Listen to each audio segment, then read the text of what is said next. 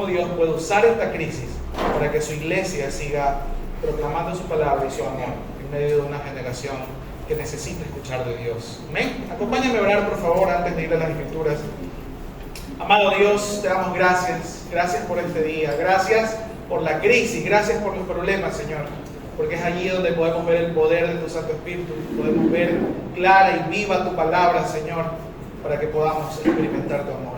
Permítenos, Señor, el día de hoy venir a tu palabra con corazones humildes, con corazones enseñables, para que usted sea obrando en nosotros y usted nos permita también, con la guía de su Santo Espíritu, vivir apasionadamente por lo que usted nos ha mandado a hacer. Gracias, Señor, en el nombre poderoso de Jesús. Amén. Amén. En estas semanas hemos estado en una serie llamada Ser y Hacer Discípulos, en lo que hemos estado analizando la importancia de reconocernos no solamente como hijos de Dios y como cristianos, sino como discípulos verdaderos de Jesús.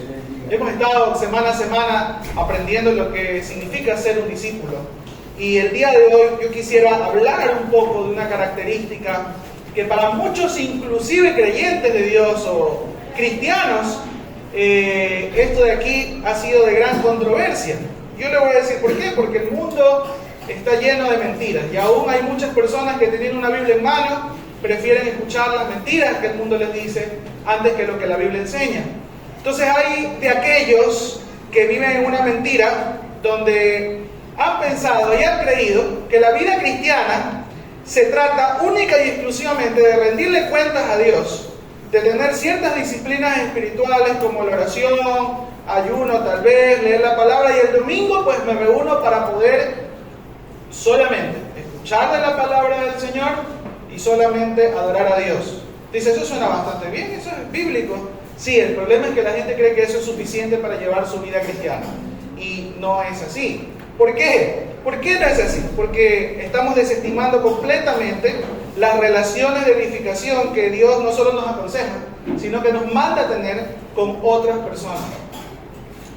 Usted dice, ¿qué? Eso es un mandato de Dios. Eso es lo que vamos a estar aprendiendo hoy, lo que me gustaría que disponga su mente y corazón para aprender, porque a veces nos hemos quedado solamente en el amar a Dios sobre todas las cosas, pero hemos tenido muy en poco el amar a nuestro prójimo como a nosotros mismos. Juan capítulo 13, versículo 35, Jesús nos exhorta, nos anima a vivir en comunidades de amor. Por favor, si tienen su Biblia, vaya a Juan capítulo 13, versículo 35, dice en versión Nueva Traducción Viviente: el amor que tengan unos por otros será la prueba ante el mundo de que son mis discípulos. Si hay un rasgo distintivo, si hay una característica esencial en los discípulos de Jesús, es que se aman unos a otros. Ese es el rasgo distintivo de los discípulos de Cristo, que se aman unos a otros.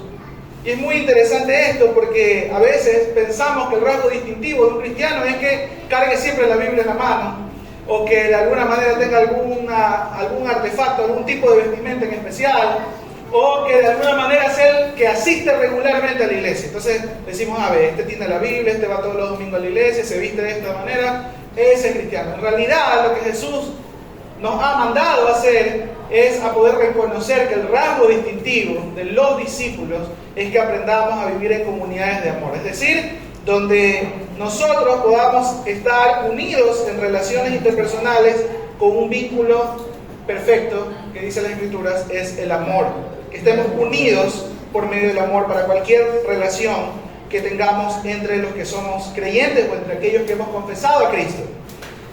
Entonces es una mentira lo que muchos cristianos dicen o enseñan, que no es necesario o importante ni ser parte de una comunidad de fe como son las iglesias, y que no es importante también compartir con otros creyentes para salvarse y para llevar una vida de fe.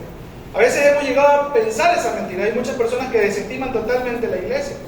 Hoy en día, como tenemos la tecnología que nos permite ver sermones en vivo incluso, por medio de plataformas, redes sociales, estamos muy acostumbrados a veces a decir, no es necesario que yo vaya a una iglesia, ¿para qué me voy a salir de casa? Mejor me quedo aquí cómodamente viendo este sermón, viendo esta enseñanza, y yo creo que eso es el cristianismo verdadero. el poder creer de corazón sin estarle demostrando nada a nadie. Yo no tengo por qué rendirle cuentas a nadie. Solamente mi salvación es entre Dios y yo, y nada más importa y nada más tiene que estar involucrado. Y así la gente se cree mentiras que no están en la Biblia, y que más bien el día de hoy me gustaría que podamos revisarlas para ver en qué parte son verdad y en qué parte son mentiras, porque igual una verdad media termina siendo perjudicial y peligrosa para nosotros los cristianos. Me gustaría que nosotros hoy podamos ver este llamado que hace Jesús para que el amor que nos tengamos unos a otros deje de ser solamente un consejo, un mandato de parte de Dios, y se convierta en una bendición en sí mismo. Que aprendamos a ver esa dinámica de poder vivir en comunidad entre discípulos que se aman como una bendición de parte de Dios. Y eso lo podamos palpar y ver y entender por medio de las iglesias locales. Yo sé que la iglesia cristiana en su totalidad en todo el mundo es muy extensa. Y tú dices, jamás voy a poder mostrar el amor o amar a un cristiano que está en otro lado del continente, porque tal vez él va a venir para acá ni yo voy a poder ir para allá. Pero para eso están las iglesias locales, las comunidades de fe pequeñas que nos congregamos, por ejemplo, como nosotros los días domingos, para compartir. Y las iglesias locales básicamente son esas comunidades de fe donde lo que nos debe de unir a todos sus discípulos es el amor. Entonces, y esta clase de amor que nos debe unir no solamente tiene que ser de palabras, porque yo también he estado en ciertas situaciones donde hay creyentes que se reúnen, escuchamos un mensaje bíblico, adoramos al Señor, pero luego que se termine ese tiempo, cada quien para su casa, y solamente a lo mucho que nos decimos es un Dios te bendiga. No conocemos ni el nombre de la otra persona, ni sabemos cómo estará su vida, y lo que hacemos es a lo mucho apuntar a decirle Dios te bendiga. ¿Tienes algún problema? Como que tienes algún problema. Sí, tengo, voy a estar hablando por ti. 2 palmaditas y chao. Y la verdad es que eso está muy lejos de lo que dice la palabra, de lo que debe ser el amor. El amor tiene que ver con un sacrificio, tiene que ver con un accionar, tiene que ver con una preocupación genuina, sincera, que nos lleva a la acción. Esa es la clase de amor que Dios nos ha dejado, un amor sacrificial, como lo hemos enseñado acá muchas veces. Entonces, por eso es que vemos a la iglesia primitiva, que tiene una dinámica bastante peculiar.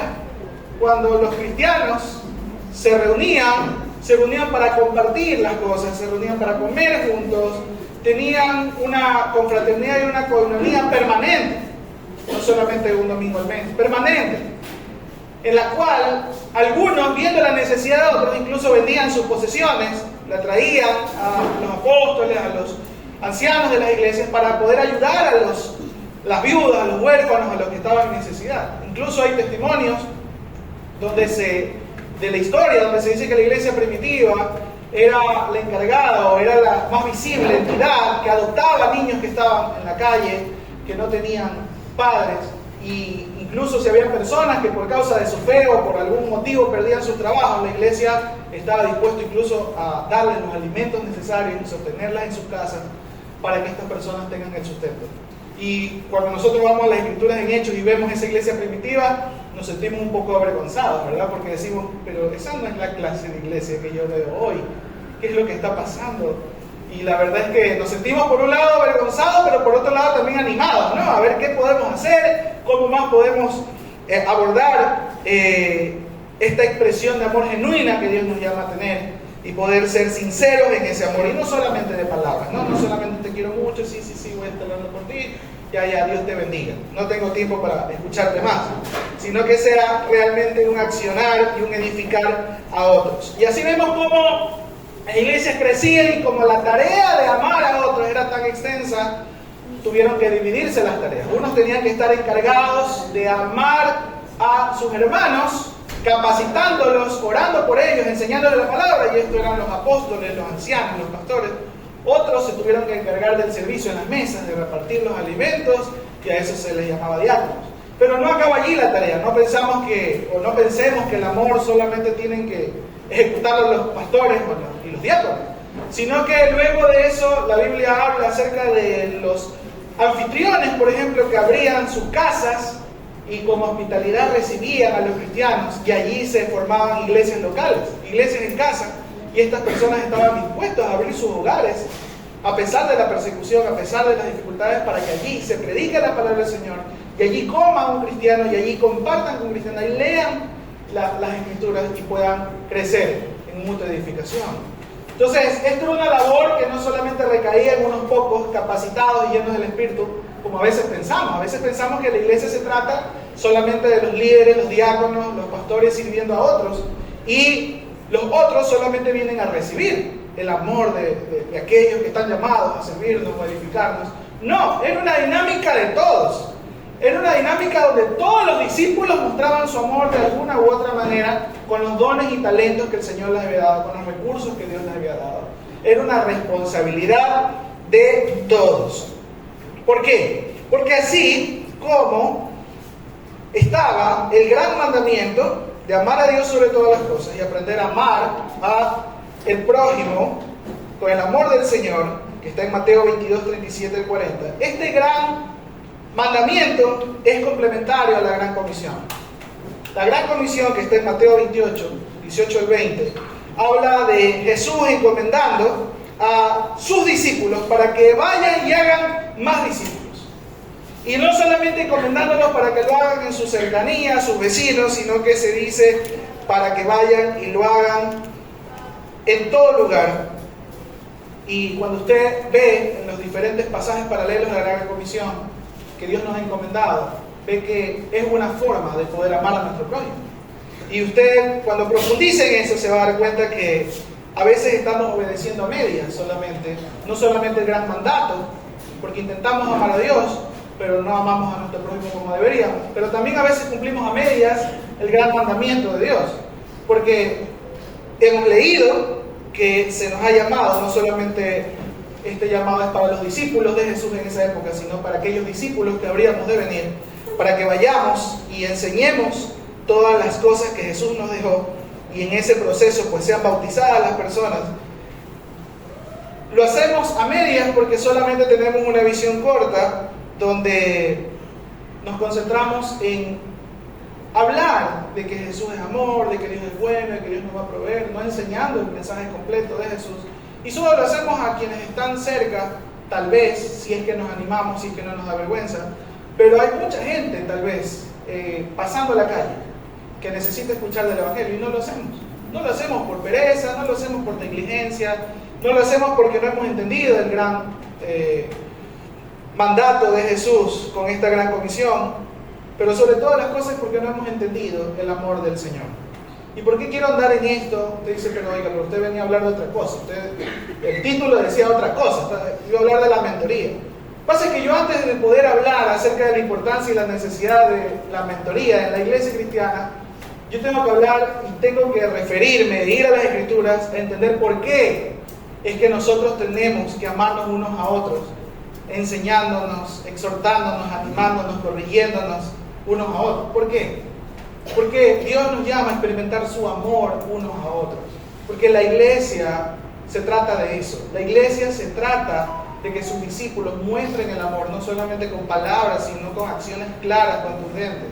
Y eso tiene que ver no solamente con regalarle tal vez un plato de comida a alguien, tiene que ver con un crecimiento integral, que nos preocupemos unos por otros en todas las áreas de necesidad que tenemos.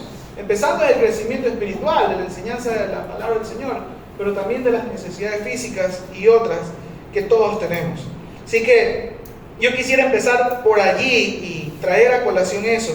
Y no es que hoy me vaya a concentrar solamente en hablar de la necesidad de nosotros ir y hacer discípulos, sino que me gustaría que entendamos que nosotros necesitamos ser discípulos que están dispuestos a poder confiar en otros discípulos para poder recibir el amor que Dios nos llama a tener a todos. Y usted dice, pero a todos nos gusta recibir amor. ¿Habrá alguien acaso que a veces no le gusta recibir amor? Hubieron muchos que no querían escuchar las palabras de Jesús.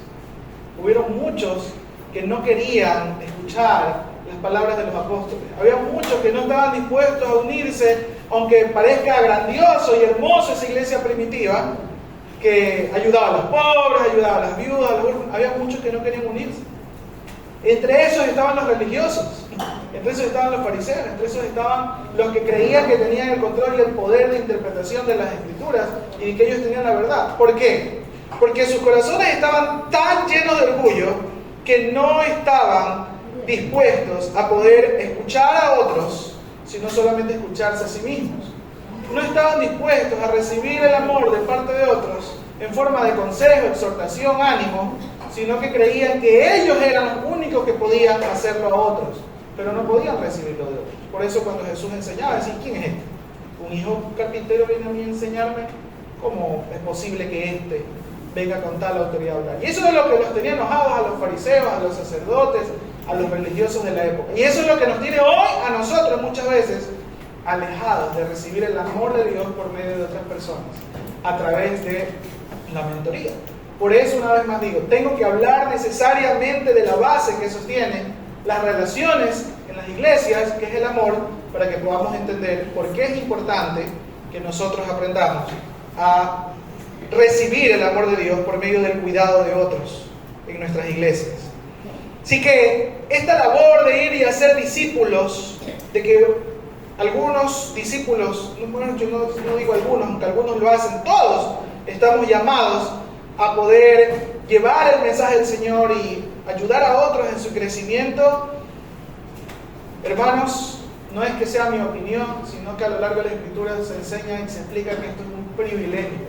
Porque a través de la enseñanza del Evangelio es que Dios quiere redimir al mundo, quiere salvar a los pecadores. Y digan ustedes si no es un privilegio que Dios se le haya placido a nosotros, aún a pesar de nuestras debilidades, de nuestras falencias, de nuestras luchas, el que participemos de ese plan hermoso de salvación. Es un privilegio, hermano. Es una bendición tremenda el que Dios se haya placido que nosotros estemos involucrados en su plan de redención al mundo. Y así como privilegio, usted y yo podemos verlo como algo que no solamente se nos exige, sino que se nos enseña en manera práctica con la vida de Jesús. Jesús enseñó a multitud, Jesús sanó a muchos enfermos, Jesús sacó a muchos demonios y liberó a muchos. Pero ¿sabe a lo que dedicó mayor tiempo Jesús? A discipular a 12. A eso le dedicó mayor tiempo, a discipular a 12. Dicen, ¿por qué? Jesús pudo haber recorrido la tierra entera, sanando enfermos, haciendo milagros, prodigios, haciendo cosas increíbles para que el mundo crea y de una vez ya en pocos años se acabe todo y ahí quede. Jesús tenía el poder, caminaba sobre las aguas y no pudo haber cogido y volado. No sé, sí, en serio, no se han puesto a pensar eso.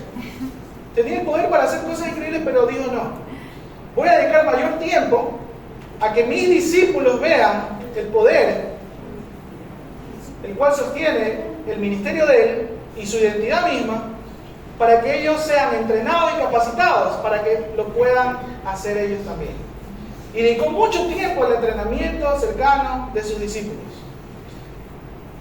Y ahí yo encuentro un privilegio tremendo. Usted dice tal vez, pero pastor, todos estos discípulos terminaron asesinados en su mayoría. ¿Cómo puedes hablar de un privilegio al ser un discípulo de Cristo? Pablo le dice a los filipenses, pues a ustedes se les dio no solo el privilegio de confiar en Cristo, sino también el privilegio de sufrir por Él. Aún el sufrimiento y el padecimiento por la causa de Cristo y el ir y hacer discípulos y llevar su palabra, para la iglesia primitiva era un privilegio, era un honor, era una honra. ¿Sabe por qué? Porque eso es lo que hizo Jesús. Entregarse a sí mismo por amor a sus amigos, por amor a sus discípulos y por amor a toda la humanidad, y pagar con su vida por nuestros pecados. Entonces, aquellos que le seguimos y que decimos que debemos seguir sus pisadas, la pregunta es, ¿cómo hemos de hacerlo si no imitando al Maestro? ¿Cómo hemos de hacerlo si no imitando a Jesús? Entregando nuestra vida también por esa causa. Y sí, muchos han de sufrir, hemos de pasar persecuciones, hemos de pasar señalamientos, pero bien vale la pena, porque es compartir el mismo privilegio de lo que Cristo mismo hizo. No sé si me estoy dando a entender, hermanos, es hacer lo mismo que hizo Cristo. Eso es un privilegio, tener el privilegio de poder vivir y experimentar lo que Cristo mismo experimentó, amando a quienes eran sus enemigos, amando a quienes habrían de negarlo, amando a quienes pasaban toda una vida negando sus verdades. Entonces, quiero ahora sí ya concentrarme un poco en la dinámica de los discípulos que hacen más discípulos. La dinámica de un discípulo o de un mentor básicamente es el que una persona madura en la fe, que está dispuesta y disponible para establecer una relación de amistad y de confianza con otro creyente, pueda hacerlo a fin de aportar, pueda tener una relación y hacerlo a fin de aportar a su crecimiento integral, con el fin de que este otro creyente pueda hacer la voluntad de Dios y ser semejante a Cristo. Vuelvo a repetir la idea. La idea de un discipulador y de un discípulo que hace otro discípulo es básicamente una persona madura en la fe, que está disponible y dispuesta para poder ayudar a otro creyente a crecer en todas las áreas de su vida, para que pueda ese creyente cumplir la voluntad de Dios y ser cada día más semejante a Cristo. Y como les decía, hoy no voy a hablar de las razones ni de cómo debe verse y cómo debe ser un mentor, porque eso lo vamos a ver el siguiente mes, a lo largo de las enseñanzas. Hoy quiero que nos concentremos mucho en cuán necesario e importante es que nosotros seamos mentoreados por otros y cuán beneficioso es para nuestro crecimiento espiritual. O sea, hablo de la antesala de las comunidades de amor que Jesús nos llama a vivir a través de las relaciones interpersonales, con ese vínculo perfecto, el amor. Y eso nos lleva a poder entender que no solamente hay un gran mandato, sino una gran comisión para ir y hacer discípulos a otros. Pero ahora me quiero concentrar en no solamente ese llamado a que nosotros hagamos discípulos, sino que quiero concentrarme en el quiénes de nosotros como discípulos estamos dispuestos a ser mentoreados y discipulados por otros. ¿Por qué esto de aquí puede ser incluso más difícil que ir y hacer discípulos? Porque a las personas nos encanta ser reconocidas. Nos encanta ser reconocidas. Por eso estudiamos por muchos títulos, por eso estamos buscando siempre tener tal vez mejores logros para ser reconocidos. Es parte de nuestro corazón pecaminoso que muchas veces orgullosamente busca ese aplauso, ese reconocimiento del mundo. Y así cuando te congregas en una iglesia y se te dice que hay que hacer discípulos, dices, claro, yo sí, me gustaría enseñar a otros porque tengo mucho que enseñar. Tengo mucho que dar a otros. Tengo mucho que aportar. No sabes ni la Biblia, no sabes casi nada, pero se te enciende enseguida ese orgullo de decir, claro, sí, eso me gusta. ¿Y qué tengo que hacer? Bautízate, ya está bien. ¿Cuándo hay que hacerlo? Mañana. Y hay muchas personas, escuchaba estas semanas anteriores el testimonio de una persona que decía, yo iba a una iglesia y me bauticé porque era el requisito para yo poder ser una líder en la iglesia. Y ahora, años después, entendí que ni siquiera me había arrepentido de mis pecados, ni siquiera me había convertido al Señor, no había atendido su palabra, solamente lo hice porque sencillamente era un requisito para ser líder. Y como yo en el mundo, por así decirlo, exterior, de afuera de la iglesia, secular, como le dicen algunos, yo era una líder empresarial, entonces llegué a la iglesia y eso empató muy bien con mi forma de vida. Y me bauticé y así hice un montón de cosas sin entender el concepto de lo que significa el amor del Señor.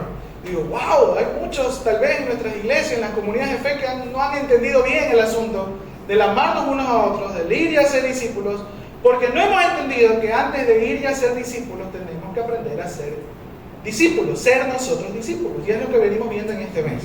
Entonces, ¿qué nos habla la palabra del Señor en cuanto al ser nosotros discípulos que no solamente reconocen a Cristo como su Señor y su Salvador, sino que entienden que han sido llamados a amar a otros, pero también a dejarse amar por otros, a dejarse edificar por otros? Acompáñenme, Hebreos capítulo 3, versículo 13. Dice, antes exhórtense los unos a los otros cada día, mientras todavía se dice hoy, no sea que alguno de ustedes sea endurecido por el engaño del pecado. Dice, antes exhórtense los unos a los otros cada día, mientras todavía se dice hoy, no sea que alguno de ustedes sea endurecido por el engaño del pecado. Yo pensaba que las disciplinas espirituales para los cristianos era de orar todos los días, de ayunar lo más que se pueda, de leer la palabra todos los días, pero cuando leo este versículo veo que hay una disciplina espiritual que debemos buscar dice, exhórtense los unos a los otros cada día. Yo no sé si usted había caído en cuenta de que aquí dice cada día. No es cuando quiero, no es de vez en cuando, dice exhórtense los unos a los otros cada día, mientras todavía se dice hoy, no sea que alguno de ustedes sea endurecido por el engaño del pecado. Entonces aquí vemos un llamado a esa exhortación, a esa reprensión, a esa consejería, a ese ánimo entre unos a otros, diaria entre creyentes, para prevenir que nuestro corazón se endurezca a causa del pecado. Y el punto es que si usted no quiere que el pecado lo arrastre a un estado alejado del pecado, no solo debemos permitir ser exhortados, debemos buscar ser exhortados todos los días. Dice, pero es la palabra la que me exhorta a mí, hermano. La palabra, Dios me exhorta. Aquí dice, exhórtense los unos a los otros. Clarito. Aquí dice. No es que me estoy inventando para justificar el pastorado y justificar el liderazgo, para que usted se deje exhortar, se siente ahí y yo le exhorte. No, aquí dice. La palabra dice, exhórtense los unos a los otros. Ni siquiera está diciendo los pastores a los congregantes. Dice los unos a los otros. Entonces, ¿en qué dinámica nosotros podemos vivir esa exhortación los unos a los otros todos los días? En la dinámica de entender que la iglesia cristiana está conformada por discípulos maduros que ayudan a otros creyentes en su caminar y en su proceso de crecimiento. Porque obviamente no vas a sentarte allí y esperar la exhortación de los 40, 50 que estamos aquí.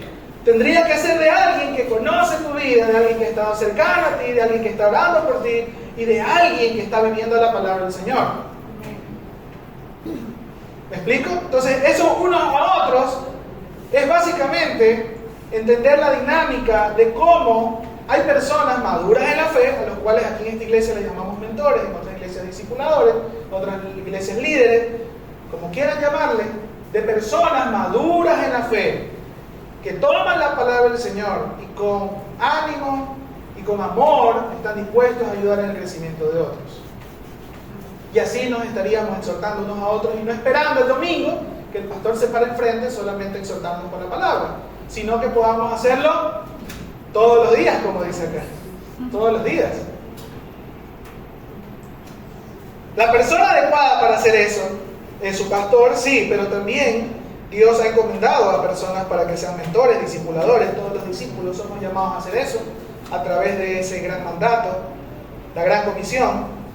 ¿Y quién mejor para hacerlo que una persona que busca su crecimiento espiritual y que está formando un lazo fraterno con usted, el cual es idóneo para exaltarlo en sus asuntos más personales, y no porque sea perfecto, sino porque está dispuesto a poner la palabra del Señor antes que su propio consejo, aún a pesar de sus propias luchas. Y ya voy a hablar de ejemplos así en las Escrituras también. Para que esto ocurra, hermanos, yo quisiera decirle que necesitamos tener el mismo corazón de Jesús, mansos y humildes de corazón, porque para el orgulloso, escuchar una exhortación de otra persona es difícil, por no decirlo imposible. El orgulloso, el necio en su corazón piensa que está bien siempre y que la otra persona no es capaz ni está en la autoridad de poder llamarle a usted la atención. A lo mucho, algunos he escuchado decir, ¿acaso eres mi papá y mi mamá para venirme a decir algo? Porque a lo mucho, escuchan a papá y mamá, pero aún así, en esos casos en realidad ni siquiera su papá y su mamá escuchan. Pero hay muchos que buscando excusas y justificación decimos no, yo no estoy dispuesto a escuchar a otro que me venga a exhortar. Por más Biblia que sepa, por más buen testimonio que tenga, por más maduro que sea, que me lo hayan recomendado, yo no estoy dispuesto a hacerlo. Porque yo solo le rindo cuentas a Dios y a nadie más. Eso es un mal entendimiento de las Escrituras. Amados hermanos y amigos, aunque no nos guste, aunque nos desacomode, aunque en nuestro corazón digamos, no, pero yo siempre he creído eso, me están desarmando todo mi cristianismo, dejemos que Dios nos desarme y nos deshaga como solamente Él sabe hacerlo, para que volvamos a atender a las Escrituras que nos dice, exhórtense los unos a los otros cada día.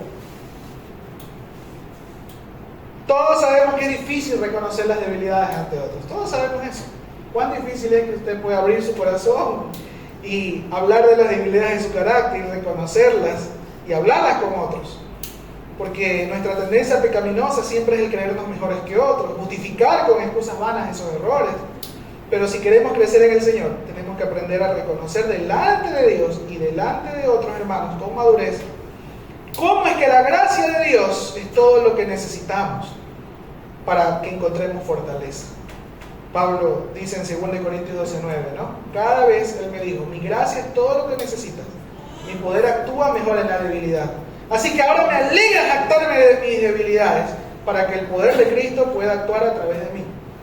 Pablo, el gran apóstol Pablo, misionero, plantador de iglesias, la mayor cantidad de libros del Nuevo Testamento escritos por él, dice que se jactaba de sus debilidades, porque se necesita tener un corazón muy humilde para poder reconocer las debilidades. ¿Amén o no amén?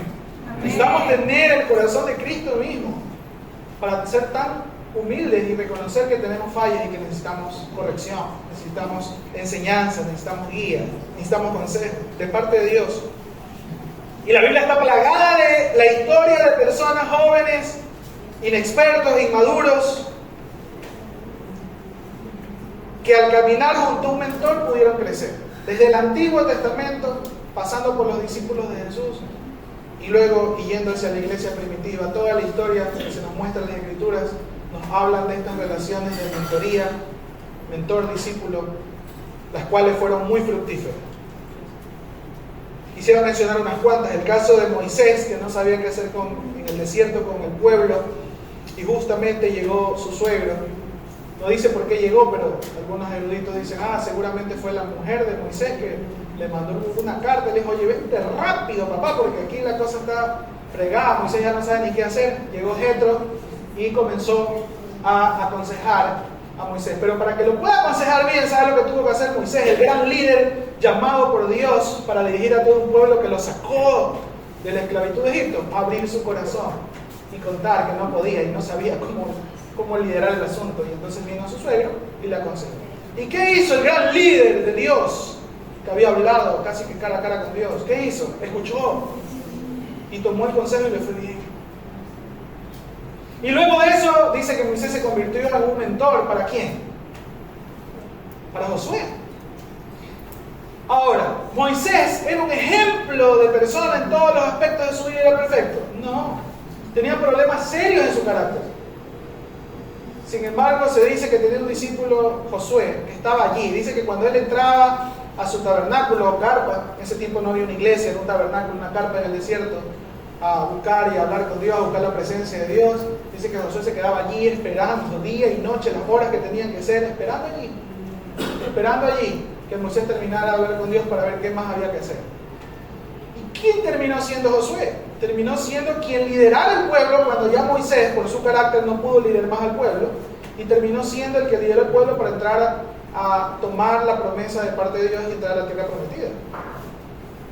Y ahí hay una dinámica, por ejemplo, entre Moisés, Jetro y Moisés y Josué. También tenemos el caso de Elías y Eliseo, caso entre profetas, no sé cuántos han podido ir a la Escritura. Ahora no tenemos todo el tiempo para analizar todos los casos, pero pueda leerlo usted en la Escritura, investiguelo. Acuérdense, siempre le digo, la enseñanza de los domingos es una introducción nada más a lo que usted debería estar investigando y buscando aprender durante toda la semana.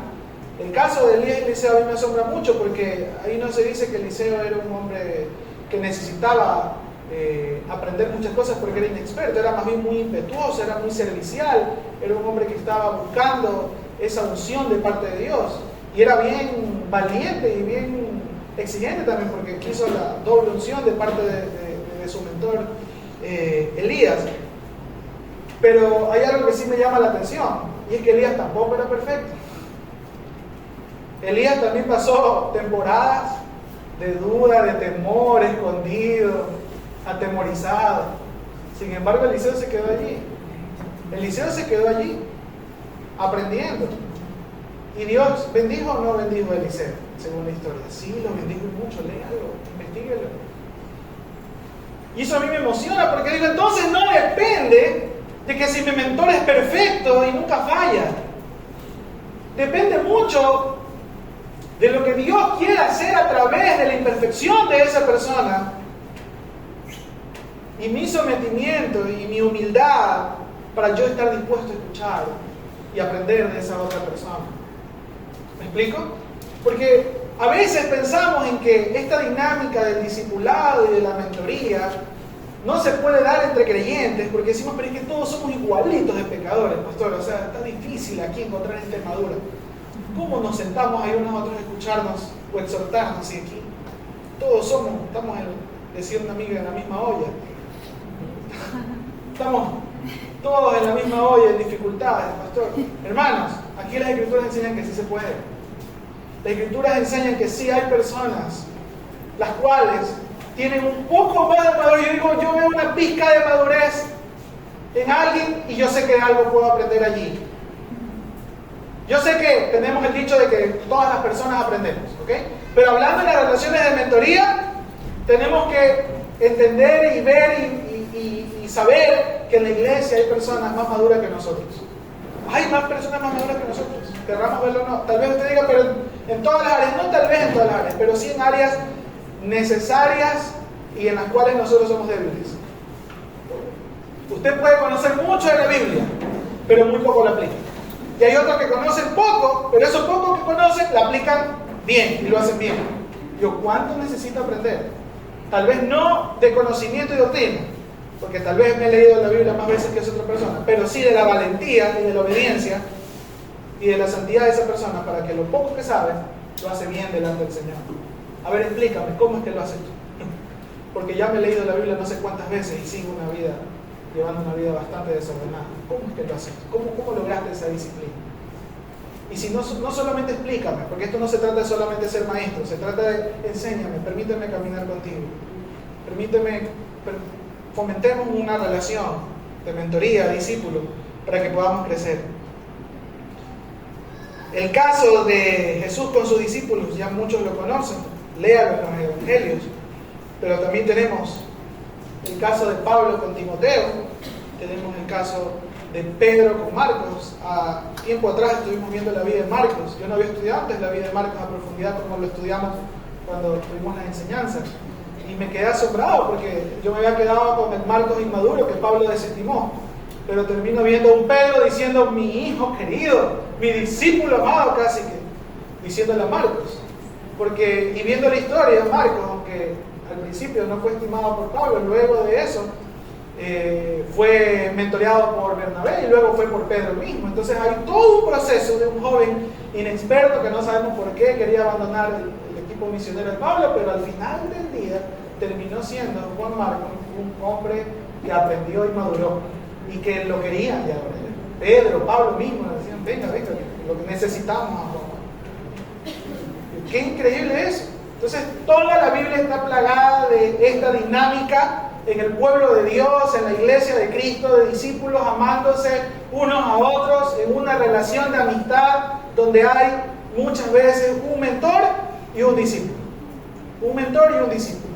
Para ser un discípulo que aprende de otro necesitamos humildad, sencillez, dejar a un lado todo ese orgullo y aprendamos a poner la mirada no en los errores de la persona, sino en lo que esa persona me puede ayudar a madurar y en cómo Dios puede hablarnos a través de esa persona. Usted dice, pero Dios nos habla solamente a través de su palabra. Amén. Por eso es que necesitamos que esos mentores vivan la palabra del Señor, enseñen la palabra del Señor. Y no estoy hablando acá de que cualquier persona está capacitada ya para ser mentora o mentor, sino que esas personas necesitan entender. Por ejemplo, Hebreos 4:12 dice, pues la palabra de Dios es viva y poderosa, es más cortante que cualquier espada de dos filos, penetra en el alma y en el espíritu, entra entre la articulación y la médula del hueso, deja al descubierto nuestros pensamientos y deseos más íntimos. Y 2 Timoteo 3:16 dice, toda la escritura es inspirada por Dios y es útil para enseñarnos lo que es verdad y para hacernos ver lo que está mal en nuestra vida. Nos corrige cuando estamos equivocados y nos enseña a hacer lo correcto. Es decir, en la dinámica de mentoría y de discipulado, la palabra del Señor está en el centro. Y si hay alguna exhortación que alguien ha de hacerle a otra persona, debe ser por medio de la palabra del Señor.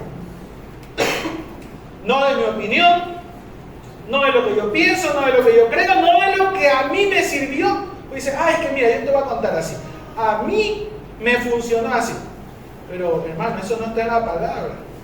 Es que a mí me funcionó así. Hágalo, hermano, que le va a funcionar.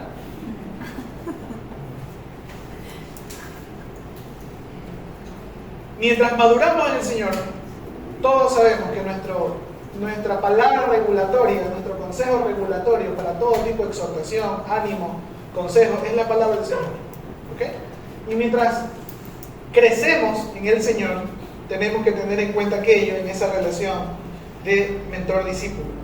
Un discípulo de Cristo confía, aprende a confiar en otro para que lo ayude a crecer, porque ese mentor debe tener claro que lo guiará hacia Cristo y le aconsejará y exhortará conforme a la enseñanza de Cristo. Somos discípulos de Cristo y seguimos siendo discípulos de Cristo aun cuando tengamos un mentor en nuestra iglesia. ¿Ok? Eso queda claro. ¿Por qué? Porque ese mentor me tiene que guiar y ayudar a que yo siempre sostenga y ponga mi mirada en Cristo Jesús. En el momento que esa persona que está mentoreándole o discipulándole haga que usted ponga la mirada en otra persona o en otro lugar, ya esa mentoría no es edificante, no es propicia. ¿Me explico? Por eso a mí me gusta que nosotros sigamos llamándonos discípulos de Cristo y no discípulos de X o de Y personas, porque sí he escuchado también en esta dinámica en muchas iglesias donde dicen que mi padre espiritual es tal persona. Para cualquier cosa casi que dependen solo del consejo o del sí o del no de esa persona, ¿no? De ese líder o de ese mentor. Yo digo, sí está bien las relaciones, incluso Pablo le dijo mis hijitos o mi hijo, o lo reconocía con un entrañable amor a sus discípulos como a Timoteo, pero hay que tener mucho cuidado, porque las Escrituras nos llaman a jamás enseñorearnos de la iglesia, a jamás tratar de manipular a alguien para que haga lo que yo quiero o como yo lo digo, sino a exhortarlo a hacer lo que Cristo le ha mandado a hacer. Más allá de, siempre lo he reconocido, más allá de mis anhelos como pastor, de que cada uno pueda ejercer un ministerio, X o Y, es lo que Dios le ha llamado a hacer a cada uno, en esta iglesia y en la iglesia cristiana en general. Y eso es lo que tenemos que buscar los pastores y los mentores. Que la voluntad de Dios se cumpla para cada miembro de nuestras congregaciones, nuestras iglesias. Y esa es la idea, hermano, esa es la dinámica. Necesitamos un mentor para poder abrir nuestro corazón y poder contarle aún nuestras luchas de nuestros pecados. La rendición de cuentas respecto a nuestras luchas con el pecado es útil para ganar la batalla contra el pecado, hermanos, porque además de recibir consejo, exhortación, tendremos a alguien orando junto a nosotros. La mejor analogía es saber que cuando nos estamos ahogando en el mar, no sé cuánto les ha pasado que se han ido a la playa, al mar, y de pronto, o de un metrito más que nos fuimos hacia el mar, ya como que nos sentimos un poco desesperados. A mí me pasó una vez. Y si no fue porque cogí y dije, por favor ayúdenme. Y me quité un poco ese orgullo porque alguien me dijo, cuidado, te vas más adentro. Entonces yo al principio como que dudé y dije, si yo digo ayúdenme, voy a quedar en ridículo, voy a quedar mal. Y me acuerdo tanto que estaba con mis amigos del colegio. Y dije, peor, se me va a burlar. El colegio es así, no mucho bullying.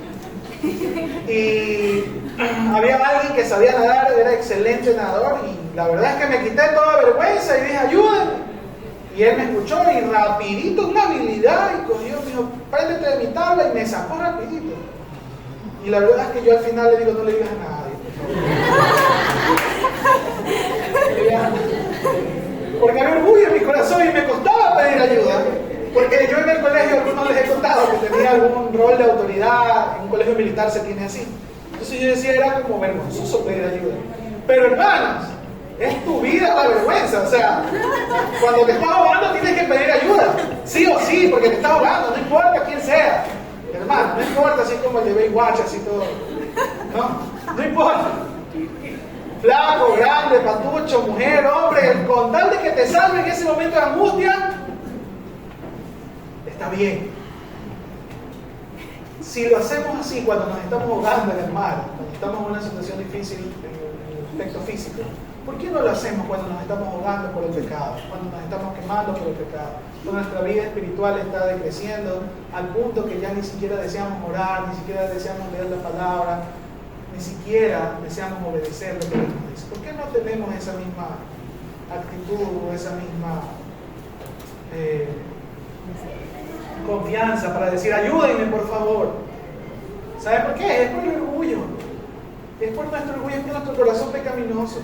que piensa que puede salir solo. Hermanos, Dios nos ha dejado su iglesia no solo para venirnos aquí a mirarnos la cara, decía alguien, a mirarnos la nuca unos a los otros.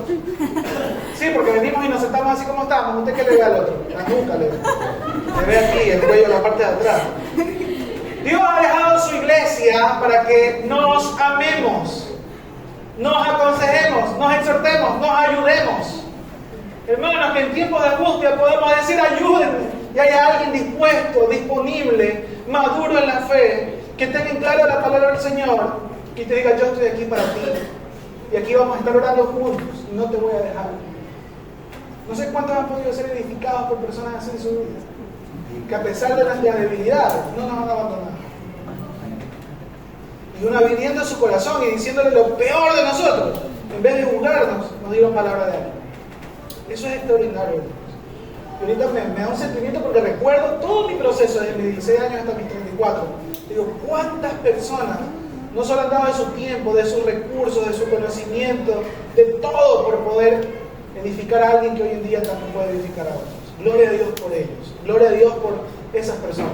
La pregunta es, ¿cuántos más hoy en día están necesitando ayuda y no la piden? ¿O cuántos están pidiendo ayuda y otros escuchando esa ayuda ni siquiera somos capaces de ir y ayudar en el proceso? Porque estamos muy ocupados. La típica, ¿no? Es que no tengo tiempo, estoy a full. Disculpa, no puedo. Y así, lo que les digo, venimos a la iglesia a mirarnos las espaldas unos a otros y salimos por las mismas, porque estamos muy ocupados. Es la falta de amor lo que nos hace estar así. Hermanos, vayamos a los pies de Cristo, pidamos perdón al Señor por esa falta de amor, aprendamos de Cristo Jesús, que nos amó hasta dar su vida, y aprendamos que la dinámica de la iglesia debe ser esa.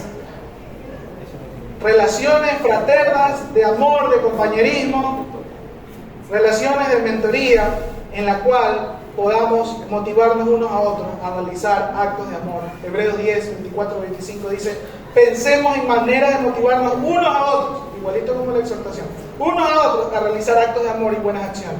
Y no dejemos de congregarnos como lo hacen algunos, sino animémonos unos a otros, sobre todo ahora que el día de su regreso se acerca.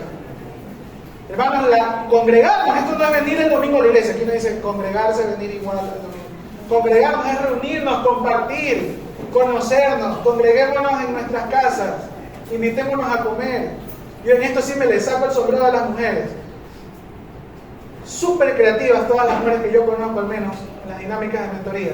Tienen 1001 ideas para poder tener una mentoría. Se toman un café, se toman un té, van a cocinar, hacen un postre. O sea, salen hasta hacer compras, salen y ahí van hablando que sí, que te cuento, que esto y lo otro, y van haciendo compras. Tienen 1000 maneras de poder relacionarse unas con otras. Increíble. Yo veo a mi esposa, Mónica, todas las hermanas aquí. Increíble cómo llevan sus relaciones mentales. Los hombres, jugar pelota. Y tal vez por ahí los que saben cocinar un poco, un asado. Eso es todo. Los hombres somos muy malos en cambio para ese asunto. Somos muy limitados para aquello en cuanto a la creatividad. Yo digo, los hombres deberíamos aprender más de las mujeres en cuanto a eso. Y ni qué se diga en el hablar. Hombre, ¿cómo está? Bien, ok, chévere. Qué bueno. ¿Cómo va el matrimonio? Ahí vamos. Chévere. Las mujeres, a ver, siéntate que te cuento, hermano. Mira. Audio de 20 minutos.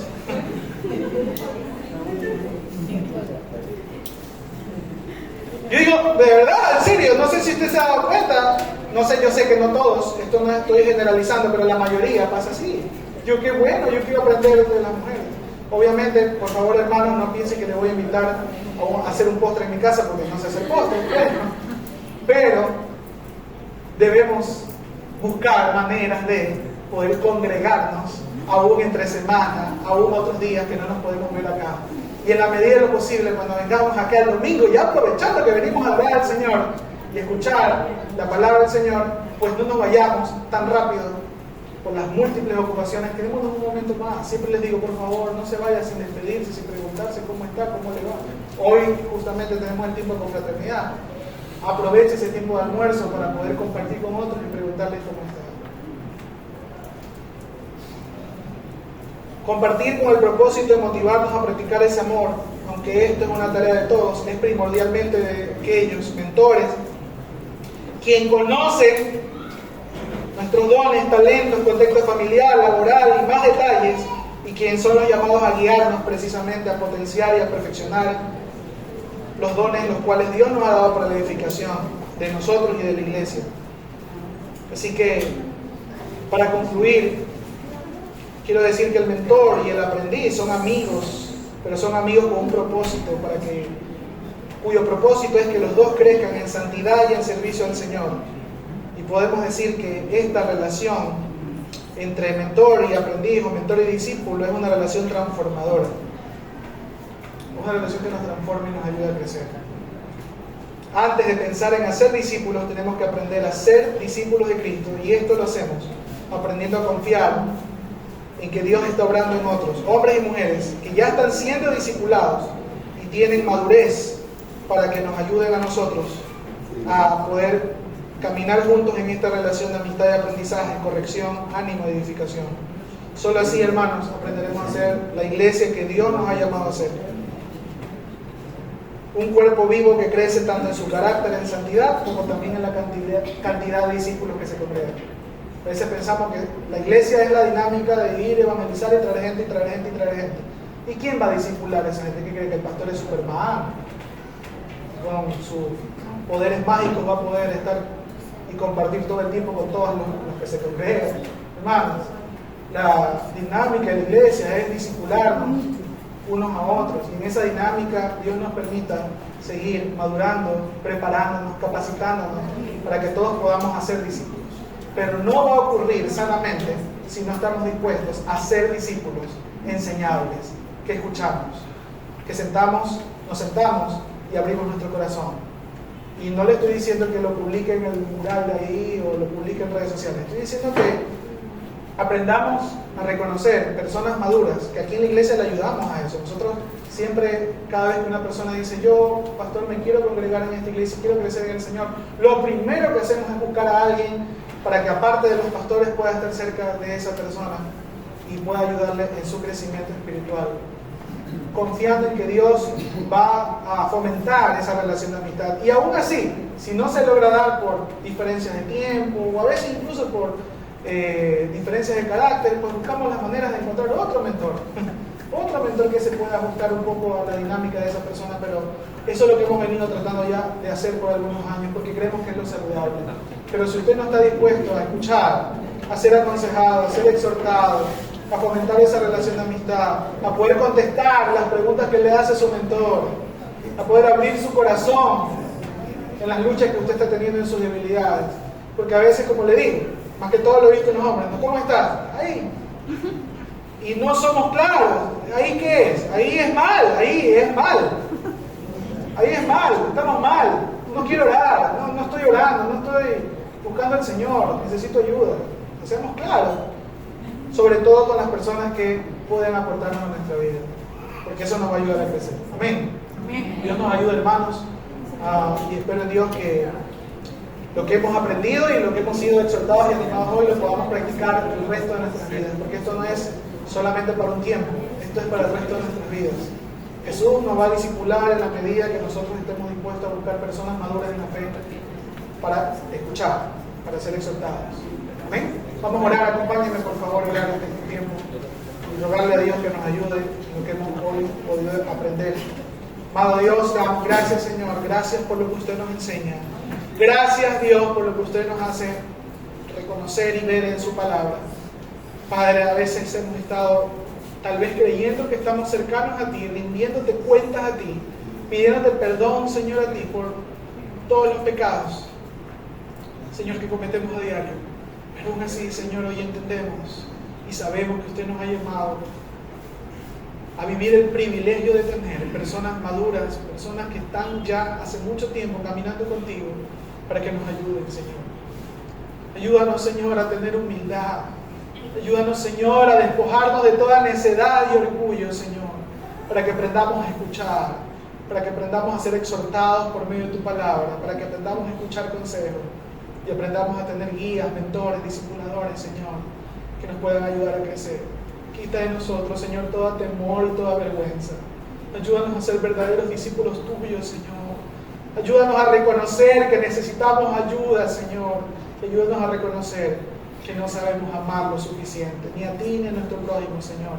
Y más bien hoy nos ponemos delante de ti, Señor, en actitud de arrepentimiento, para que nos enseñes una vez más, para que nos muestres, Señor, y nos hagas llegar a la convicción en nuestros corazones, por el poder de tu Santo Espíritu, de que no hay mayor amor que el que usted nos ha expresado en la cruz. Y que hoy, Señor, le necesitamos. Que hoy, Señor, necesitamos de su amor, de su palabra, para que podamos crecer, Señor. Y necesitamos también de su iglesia, la que usted ha fundado, la que usted ha dejado, para que nosotros podamos crecer. Gracias, Señor. Gracias, Dios, porque hoy justamente nos reunimos a alabarte, a conocerte, congregados como iglesia. Y acá, Señor, tenemos un lugar en el cual podemos ser discipulados por ti, Señor, y con la ayuda, Señor, de nuestros hermanos en la fe. Gracias, Señor, por el privilegio. Gracias, Señor, también porque sabemos que conforme vayamos creciendo también podremos discipular a otros, podremos mentorear a otros, podremos ayudar a otros, Señor, a crecer. Gracias porque es un privilegio. Gracias por ese privilegio, Señor. Gracias, Señor, porque cueste lo que cueste, Señor, sigue siendo una bendición para nosotros.